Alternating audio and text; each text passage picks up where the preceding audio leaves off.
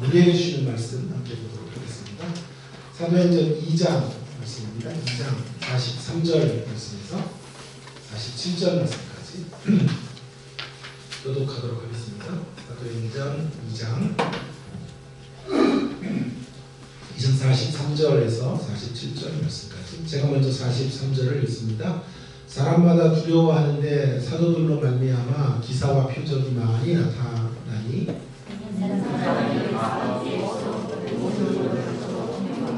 또 재산과 소유를 팔아 각 사람의 필요를 따라 나누어주며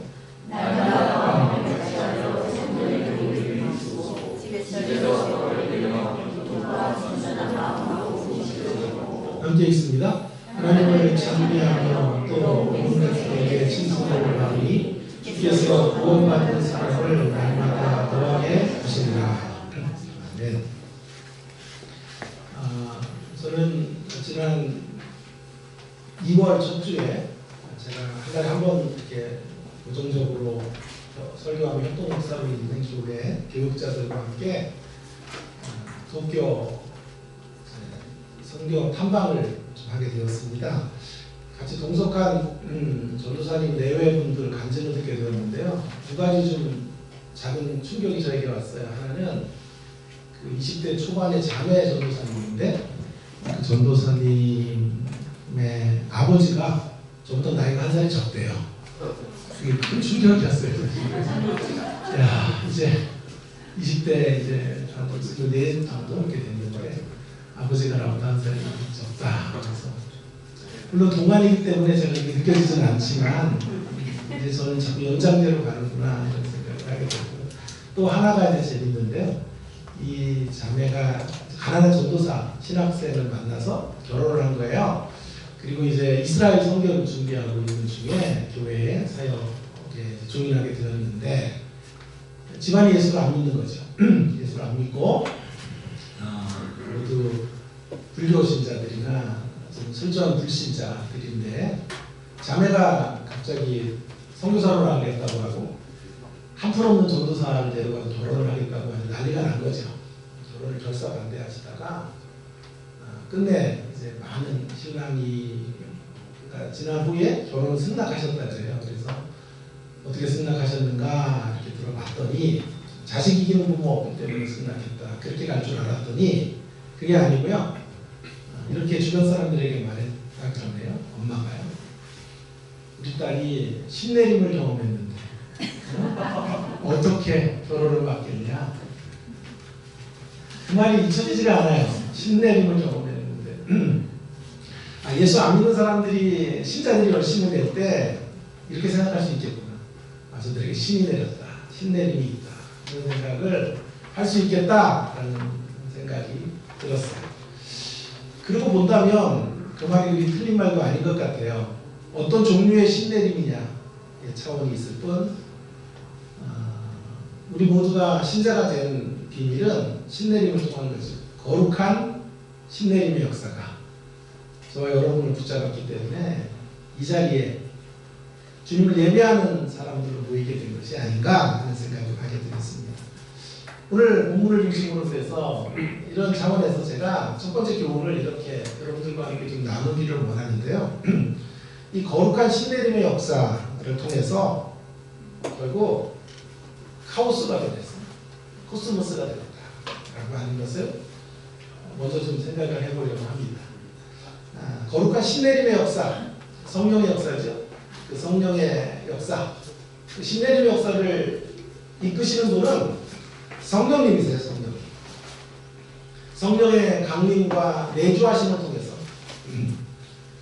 우리는 주님을 만나게 된 거죠. 성령이 아니고서는 누구도 우리 주님을 구주라고 고백할 수 있는 사람이 없습니다. 그렇게 본다면 거룩한 신내림의 역사를 통해서 예수의 사람이 된 것입니다. 여러분 2장 앞부분, 오늘 본문 읽었던 본문의 앞부분을 보시면 성령의 강림의 역사들, 오순절 성령 강림의 이야기들이 소개가 되어져 있는데요. 여기 가장 중요한 초점이 뭐냐 하면 많은 학자들이 이구동성으로 말하고 있는 이 오순절 성령 강림의 가장 중요한 특징은 방언을 말하는 거예요. 방언을 말하게 되는 것. 여러분 기도의 자리에서 하는 그런 방법이 아니라 각국의 사람들이 각처에서 몰려들었는데 그들에게 직독직해가 되고 그들이 전부 같은 언어로 알아들을 수 있는 이런 방언이 이제 성령을 경험한 제자들을 통하여 이렇게 전달되고 있는 거죠.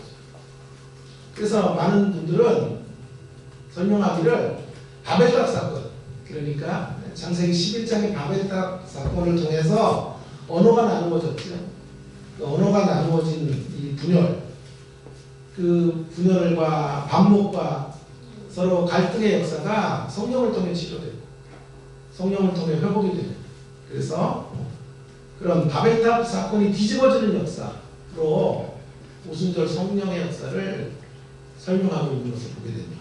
그 말은 다시 바꿔 말하면 바벨의 카오스가 코스모스로 변합니다. 바벨에 있었던 카오스가 코스모스로 바뀌는 거예요.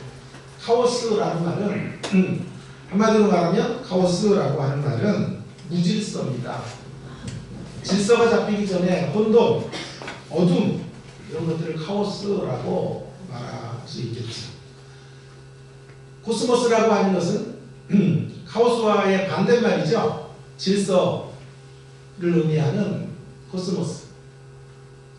사도행전 2장의 성령의 역사는 이런 바벨탑 사건으로 대변되어지는 카오스, 혼돈의 역사가 이제 종식되어지고 성령님을 통하여 새로운 코스모스의 역사가 펼쳐지게 되는 그런 현장을 우리 가운데 소개해주고 있는 거죠. 자, 저는 이것을 거룩한 신내림의 역사라고 보고, 그 신내림의 결과가 오늘 본문에 나와 있습니다. 그 신내림의 결과로 교회가 드라마틱하게 변화되고 있는 모습을 성경이 지금 말하고 있는 거죠. 거룩한 신내림을 받은 교회는 이제 물건을 서로 통용하고 재산과 소유를 팔아서 가난한 자들의 필요들을 채워주고 날마다 성전에 모여 예배하게 된 거죠. 그리고 그런 내적인 교회 안의 변화는 외적으로 흘러넘치게 됩니다. 생명의 역사가 교회 안에 담을 수가 없어요. 그 생명의 역사가 교회의 담을 타고 담을 넘어서게 됩니다. 그래서 이 거룩한 신내림 성령의 역사를 통하여 구원받은 자들이 교회 밖에서 우후죽순으로 교회 안으로 몰려들게 되는 역사가 펼쳐지게 된 거죠. 제 지도 선생님 시드니 그레다누스라고 하는 선생님은 최근에 우리나라로 번역된 책에서 이 본문을 이렇게 설명했거든요. 지상에서 낙원을 미리 맛보게 된 거죠. 지상에서 질서의 코스모스를 맛보게 된 사건. 오늘 우리가 읽은 이 본문은 우리가 사는 이 카오스의 세상, 혼돈과 무질서의 세상, 반목과 질시의 세상 가운데 코스모스의 역사가 펼쳐지는 현장이라고 그렇게 이야기하고 있는 거죠. 여러분, 그 최종적 완성, 코스모스의 최종적 완성은 요한계시록 7장 9절과 10절 가운데 있어요.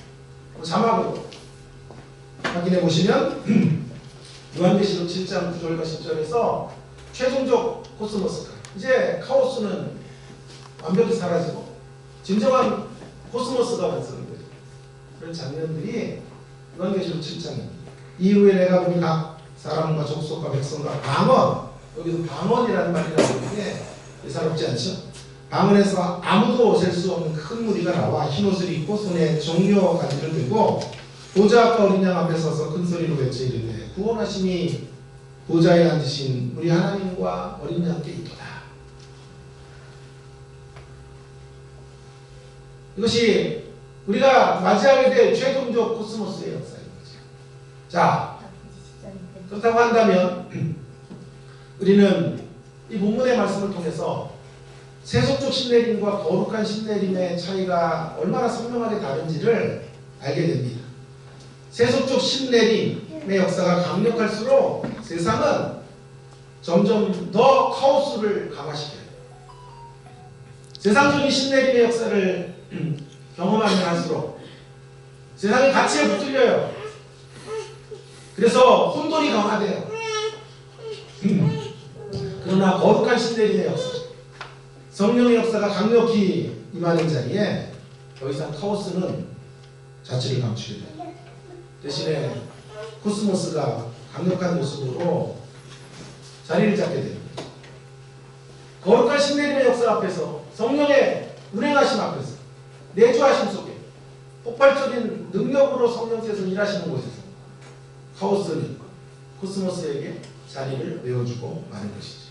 그러므로 이런 거룩한 신내림의 현상보다 중요한 건 어떤 종류의 신내림의 현상보다 중요한 건 어떤 종류의 신내림을 우리가 경험하느냐 하는 것이죠. 우리는 모두 붙들려 사는 사람들이에요. 중요한 건 누구에게 붙들리느냐, 어떤 가치의 세상을 우리가 만들어내느냐 하는 것이 중요한 부분이 되겠습니다. 세상도 신내림을 경험한 사람들이에요. 이 땅의 모든 인류는 다 신내림의 사람들이에요.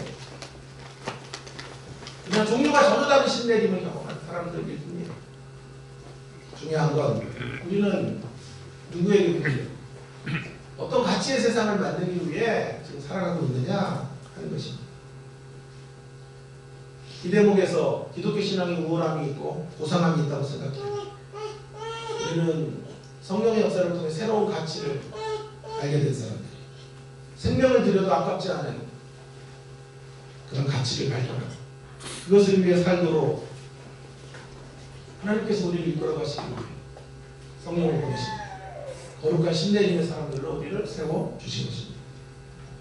짐 엘리엇의 그 명문장 영원히 생각이 납니다.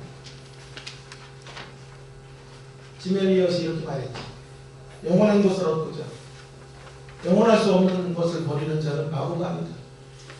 영원한 것을 얻기 위해서 영원할 수 없는 것을 버리는 사람은 결국 바보가 아니다. 혼돈의 세상에서 우리는 영혼의 가치를 발견한 사람들, 그리고 그 가치 위에 우리의 생명을 던지는 사람은 결국 바보가 아니에요.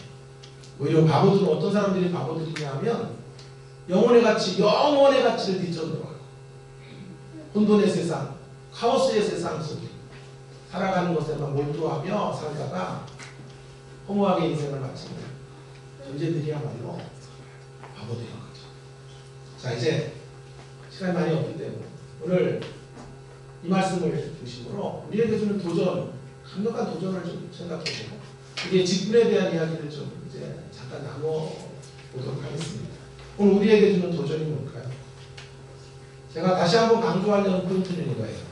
카오스를 넘어서 코스모스로 나가게 하시는 하나님의 방식에 대한 문제를 그 방식을 통해 우리에게 주시는 지상 명령을 붙잡아야 된다라는 것을 강조하고 싶어요. 자, 보세요. 하나님의 이 위대한 역사, 성령을 보내셔서 혼돈과 무질서를 이제 물리치시고 코스모스의 질서의 세상을 이 땅 가운데 마련해 가신 그 역사의 통로가 누구야 하는 거예요. 뭘 매개로, 무엇을 도구로 하나님은 이 역사를 이루어 가시는가? 다시 한번 강조하고 싶은 건 교회입니다. 교회. 지난 공동체의 변화를 통해 하나님은 이 일들을 이루어가고 계신 거지. 여러분, 물론 교회만이 유일하게 하나님의 코스모스의 통로라고 말할 수는 없어요. 교회만 선하고 세상은 악하다고 생각해서는 안 돼요. 잘못된 이원론이 가정과 사회와 정치와 경제, 국가, 온갖 다양한 공동체를 통하여 혼돈의 카오스를 넘어 질서의 코스모스가 만들어질 수 있어요. 하나님은 온 세상 가운데 임재하시기 때문에 아브라함 카이퍼의 명문장 기억이 납니다. 그 말씀 우리는 늘 기억하고 살아야 되겠지. 한번 같이 읽어볼까요?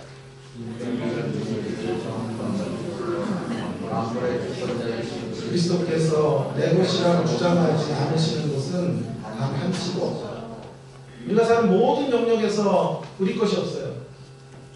전부 다 그리스도의 것이고 그 말은 이 땅의 모든 영역 가운데 그리스도의 임재가 있다는 거죠. 그래서 교회만 이 카오스의 세상 속에 코스모스를 만들어가는 그런 공동체는 아니에요. 그럼에도 불구하고 제가 교회를 강조하는 이유는 교회의 존재예요. 이런 말이 있을까요? 지상의 교회를 너무도 사랑하고 우리의 신앙은 언제나 교회를 중심으로 엮여져야 된다고 생각하는 사람이에요. 왜 그럴까요? 하나님의 나라를 현시할 수 있는 가장 강력한 공동체는 교회밖에 없기 때문에 저는 교회를 통하지 않고서는 하나님의 나라가 구현될 수 실질적으로는 없다고 생각합니다. 아니 가능성은 있어요. 국가를 통해서 하나님의 코스모스가 이 땅에 어떤 모습으로 심어질 수도 있어요. 정치를 통해서도 그럴 수 있어요. 우리 가정을 통해서, 우리 직장을 통해서 그런 일들이 일어날 수 있다고 생각해요. 그러나 실질적으로 가장 강력한 방식으로 이 역사를 이룰 수 있는 통로는 교회밖에 없어요. 이론적으로는 다 가능하지만 이론적으로 가능하다고 현실이 되는 건 아닙니다. 악마는 디테일에 있다. 그 말 아시죠? 악마는 디테일에 있다. 우리에게 필요한 게 디테일이란 말이에요. 사실 디테일이 없어서 완성이 안 되는 것이거든요. 사실 이 말은 여기에서 왔죠. 신은 디테일에 있다. 신의 승부수는 디테일이에요. 디테일. 이론적으로 가능하다고 가능해지는 역사는 별로 없더라고요. 실질적으로 불가능한 일들이 얼마나 많은지 몰라요. 하나님의 코스모스를 실현하는 일에도 마찬가지라고 저는 생각해요. 모든 곳에 하나님의 코스모스가 깃들 수 있지만 실질적으로는 교회를 통하지 않고서는 하나님의 나라의 코스모스는 구체화될 수 없어요. 그래서 어느 신학자가 이런 말을 했어요. 하나님을 아버지로 섬기는 자는 교회를 어머니로 섬겨야 된다. 교회를 어머니로 섬기지 않는 사람이 하나님을 아버지로 섬길 수 있지요. 예외가 있어요. 그러나 정상적인 경우에 그런 일들은 잘 벌어지지 않아요. 반드시 하나님을 아버지로 섬기는 사람은 교회를 어머니로, 그 어머니가 공급해준 젖줄을 통하여 영양소를 공급받아서 살아가야 되는 것이죠. 그러므로 하나님의 나라가 모든 것에 깃든다라는 주장은 이원론에 묶여있는 신앙의 한계를 넘어서는 공헌을 했어요. 그러나 그것만 가지고 충분하지 않아요. 기독교 세계관 운동, 저는 여기에 굉장히 공헌이 있지만 한계도 있다고 생각해요. 중요한 건 하나님의 나라가 어떻게 역동적으로 작동하느냐의 문제를 고민해야 돼요. 이원론을 깨는 것만이 아니라 이원론의 신앙을 거절하는 것도 동전의 한 면이에요. 또 다른 한 면은 이원론의 기독교를 극복하고 얼마나 더 역동적으로 갈 수 있느냐 그런 것이 우리의 고민이어야 되는 거죠. 이원론을 깨고 모든 곳에 하나님이 임재하신다라고 가면 교회의 신앙이 흔들립니다. 이전에 교회만이 거룩해 라고 했을 때 그때 여기가 있었는데 모든 것이 다 거룩하고 직장도 거룩해지면 직장생활 하나 교회 오나 똑같다고 이야기하는 거짓된 반론들을 펼치기 때문에 궁극적으로는 신앙이 악화되는 모습들을 보게 되는 거예요. 이 문제를 우리가 어떻게 고민해야 될까? 그런 화두를 던지고 싶어요. 여러분 방향을 잡기가 어려울까요? 뜨거움을 잡기가 어려울까요? 뜨거움 잡기, 열기를 잡는 게 어려운가요? 방향을 잡기가 어려울까요? 로이드 존스에 대한 말씀드려볼까요?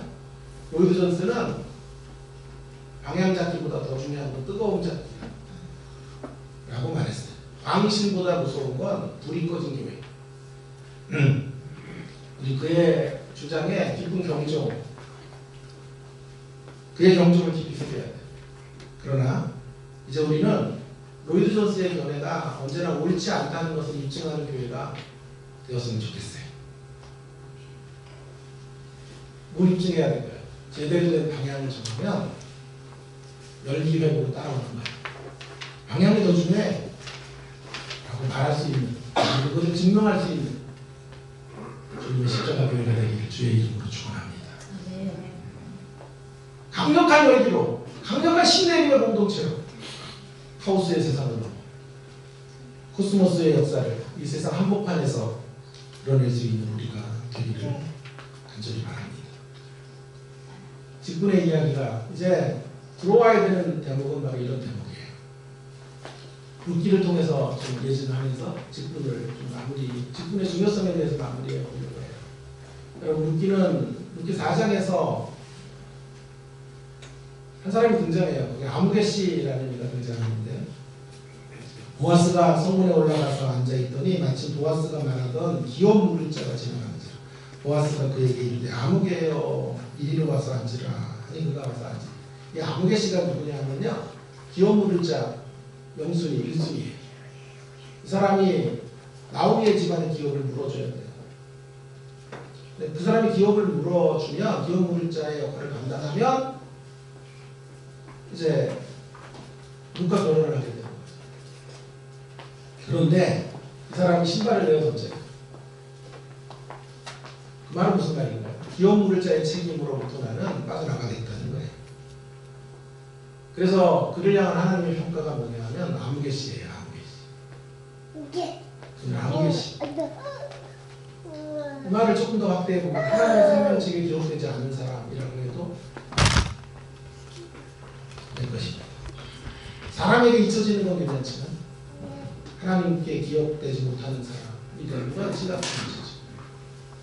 하나님 나라의 사역에 발을 빼는 것이 이렇게 위험한 일이다, 경종하시는 메시지가 아닐까요? 저는 이런 연장선상에서 아무개씨의 모습을 보면서 직분을 담당하는 것에 대해서 잠시 생각해 보려고요. 직분이라고 하는 게 뭘까요? 제가 제 나름대로 제 워딩으로 정리하면 직분이란 교회 안에 발 들여놓기 작업이에요. 교회 내부인이 되는 절차가 직분자를 수용하는, 그리고 직분을 통해서 우리가 해야 될 일들이라고 생각합니다. 물론 꼭 직분을 통해서만 교회 안으로 직분 들어오는 건 아니에요. 그러나 직분을 만든 것이 가장 확실한 방법 중에 하나인 것도 분명해요. 여러분, 우리가 가야 될 길은요, 아무개씨와 정반대의 길을 가야만 합니다. 룻기에서 아무개씨와 정반대의 길을 걸었던 사람은 보아스예요. 보아스를 통해서 그가 기업 물을 자의 역할들을 감당하게 되는 것을 통해서 세상의 카오스가 물러가고 코스모스의 모습이 꽃피게 된 것이죠. 놀라운 것은 그때가요, 사사시대였다는 거예요. 사사시대의 칠흑 같은 어둠의 시대 속에 코스모스의 역사를 이루는 공동체가 만들어진 거예요. 누구를 통해서? 자신의 역할들, 책임들을 감당하려고 들었던 보아스의 헌신, 책임의식을 통해서 말입니다. 여러분, 물론 직분 오용이나 직분 남용에 대하여 말하는 분들이 많아요. 오히려 직분이 교회를 망쳤다라고 주장하는 분들도 있어요. 직분을 통해서 교회가 더 혼란스러워졌다, 카오스의 자리로 가게 됐다. 이것이 우리가 직분을 꺼리는 여러 이유 중에 하나일 것이고, 충분히 이해가 되고 공감이 돼요. 어느 교회는 직분을 맡기 위해서 수천만 원의 헌금을 교회에다 해야 된다라는 것을 명문화한 교회도 있어요. 직분을 계급장으로 달고 다니는, 이해하는 분들도 얼마든지 있더군요. 또한 목회자 편에서 직분을 내 사람 만들기, 직분을 통해서 내 사람으로 끌어들이고, 내가 안 써줬으니까 나에게 충성해, 이 작업으로 사용하는 경우도 있어요. 제가 이런 문제점을 모르는 바는 아니지만 그럼에도 불구하고 직분에 유익이 있다고 생각해요. 두 가지 유익이 있는데요. 하나님은 코스모스를 향하여 발을 들여놓는 작업이 직분을 통해서 이루어지기 때문이에요. 교회로부터 발을 빼는 자유로운 사람들, 교회로부터 발을 빼는 자유로운 사람들에 의해서 하나님의 나라가 펼쳐지는 게 아니고요, 교회에 발을 깊이 들여놓는 사람들을 통해 하나님의 역사들이 펼쳐지게 되는 거예요. 또 한 가지 유익이 있어요. 거창한 유익만이 아니라 개인적인 유익이 있다고 생각해요. 뭘까요? 우리 개개인에게 직분이 유익하다고 생각해요. 저희 예를 들어볼까요? 저는 목사의 직분을 갖고 설교하는 사람이에요. 여러분, 저는 이 직분을 어떻게 감당할까요? 늘 강렬한 열기로 여러분 앞에 서서 말씀을 전하는 직분자일까요? 여러분을 여쭤본 거예요. 그러던가요, 제가? 그렇다 아니죠. 이지선다. 삼지는 또 싫어하더라고요. 이지선다. 제가 답해볼게요. 저는 기본적으로 말씀의 사역자로 부름받은 것에 대한 감격이 있어요. 설교자로서 하는 영광 누리게 하시면 감사해요. 그러나 동시에 저는 설교자로서 하는 것에 대한 부담감을 갖고 있는 사람, 고뇌도 있어요. 설교가 버거울 때가 한두 번이 아니에요. 제가 기술적으로 이렇게 외향적인 사람이 아니에요. 강의하거나 설교할 때는 막 소리도 치고 하던데요. 제 속에 제가 너무도 많아가지고요. 저 사실은 내향적 사람이에요. 소극적이고 늘 자신이 없는 사람. 그래서 단위에 선다는 게 늘 버거워요. 또 준비한 설교가 제 마음에 들지 않아서 설교를 2주에 해야 되나 이런 생각을 할 때도 많아요. 조카는 목사님은 집회를 잡아놓고 취소를 많이 하셨대요. 설교에 대한 부담이 너무 크셔가지고 한 달 정도 남겨놓고 이 목사 못 가겠어 이번에 전사 좀 바꿔 그러셨어요. 펑크낸 거지. 저는 펑크낸 적은 그래도 한 번도 없어요. 왜 그럴까요? 그때마다 저에게 작동하는 게 하나 있는데, 그래도 목사인데 저는 직분을 맡은 자의 염치 때문에, 염치, 거룩한 염치라고 저는 말하고 싶은데, 체면의식, 거룩한 체면의식을 제가 갖고 있기 때문에 왕관의 무게를 견뎌내야 하듯 이러한 부담감도 영광스러운 설교자가 되기, 영광스러운 설교자로 나를 불러주신 그 왕관의 무게와 같은 것입니다. 그래서 자원하는 마음으로 설교하지만 때때로 힘들고 어려울 때는요, 억지로라도 내가 목사이기 때문에, 목사의 체면 때문에, 이 직분 때문에 설교를 해야 된다 라는 마음으로 강의에 쓰게 되는 것이죠. 그렇다고 저를 지금 너무 한심하게 쳐다보지는 마시기를 바라요. 아주 가끔씩 그렇다 이 말이에요. 가끔씩. 저의 주류는 열정을 가지고 설교하는 거예요. 그러나 그것이 안 될 때, 그때는 하나님은 나에게 직분을 주셨지 라는 거룩한 염치를 붙잡고 설교를 하게 되는 거죠. 이것이 바로 직분이 주는 소박하지만 그러나 결코 작지 않은 유익이라고 생각해요. 사랑하는 성도 여러분, 오늘 직분을 맡게 되는 귀한 우리 직분자 여러분, 감격을 가지고 이 직분을 감당하시죠. 그러나 너무 높은 수준으로 하나님 앞에 서 있지 못한다고 해서 정죄당하지는 마십시오. 때때로 짐을 벗고 싶을 때는요, 체면의식을 가지고 교회 안으로 그 체면 때문에, 그 염치 때문에 교회 안으로 한 발을 더 들여놓게 되는 우리가 될 수 있기를 간절히 바랍니다. 교회를 섬기는데 너무 자유롭지 마세요. 자유로우시되 자유롭게만 살면 안 돼요. 딸을 위해서 100가지 기도를 적어서 매일같이 기도하는데요, 24번째 기도가 이거예요. 하고 싶은 일을 하면서 할 때 해야 할 일들을 먼저 감당하게 하소서. 이런 기도하는 아버지는 세상에 유일해요. 제가 하고 싶은 일을 하되, 하고 싶은 일을 해야 행복해요. 그러나 해야 할 일을 먼저 해야 진짜 행복할 수 있어요. 그래서 하고 싶은 일을 할 때 해야 할 일들을 할 수 있게 이런 인생이 되기 바랍니다. 교회의 발이 묶이는 구속이지라, 아름다운 구속이라고.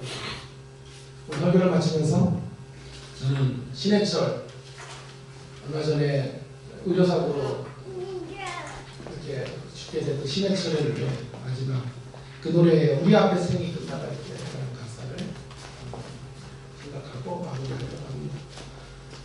있죠? 흐린 창문 사이로 하얗게 별이 뜨던 그 교실, 나는 기억해요. 내 소년 시절에 팔았던 꿈을. 세상이 변해갈 때 같이 닮아가는 내 모습에 때로 실망하며 때로 변명도 해보지만 흐르는 시간 속에서 질문은 지워지지 않는다. 우리는 그 무엇을 찾아야 했다는 이 세상에 왔습니다. 그 대답을 위해 우리는 홀로 걸어가요. 세월이 흘러가고 우리 앞에 생이 끝나가요. 누군가 그대에게 작은 목소리로 물어보면 대답할 수 있나? 기나긴 세월의 후회는 없노라. 그래요. 주님 앞에 서는 날 주님 물으실 거예요. 살아온 날 후회가 없었느냐? 그때 자신 있게 후회 없이 살았습니다. 대답할 수 있는 여러분 되기를 주님의 이름으로 축원합니다. 과연 무엇이 후회 없는 삶일까요? 후회 없는 생애를 펼치라고 주신 체험의 현장은 어떨까요? 교회예요. 교회를 중심으로 거룩한 성령의 역사를 중심으로 하우스의 세상에서 코스모스를 이루는 사역을 감당하게 되는 우리가 되기를 주의 이름으로 축원합니다. 우리